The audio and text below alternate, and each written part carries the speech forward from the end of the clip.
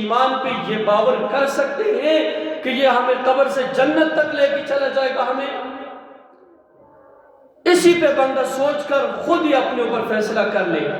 تو یہاں پر نبی علیہ السلام کے بعد، انبیاء کرام علیہ السلام کے بعد، انسانوں کے بعد افضل الصحابہ، امام الصحابہ، اگر نبی علیہ السلام نے اندھا اعتماد کیا ہے صحابہ کرام رضوان اللہ تعالی علیہ اجمعین پر اور پھر ان کا امام بنایا ہے، اور امام بنانے کے ساتھ ساتھ اپنا سسر بنایا، سسر نہیں بلکہ اپنا مشیر بنایا، اور جنت کے وزراء میں سے وزیر بنایا، دنیا کے وزراء میں سے اپنے صحابہ کا وزیر بنایا، تو وہ میرے پیارے ابو بکر صدیق رضی اللہ تعالی عنہ ہے۔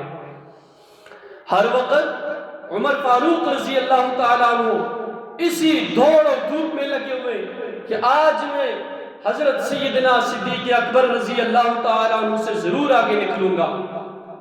ایک مقام وہ بھی تھا جب عمر فاروق رضی اللہ تعالی عنہ آدھا مال لے کر آئے، آدھا گھر چھوڑ کر آئے۔ نبی علیہ السلام نے پوچھا، عمر گھر میں کیا چھوڑ کر آئے ہو؟ فرمایا، اللہ کے رسول آدھا گھر چھوڑ کر آیا ہوں، آدھا یہ آپ کے قدموں پہ لوٹا چکا ہوں۔ جب باری حضرت ابو بکر صدیق کی آتی ہے، ابو بکر گھر کیا چھوڑ کے آئے ہو؟ تو فرمانے لگے، اللہ کے رسول میں گھر میں صرف اللہ اور اس کے رسول کا نام چھوڑ کر آیا ہوں، جو کچھ تھا میں اللہ کے رسول کے قدموں میں لوٹا چکا ہوں۔ یہ ہے میرے ابو بکر صدیق رضی اللہ تعالیٰ عنہ کی شان۔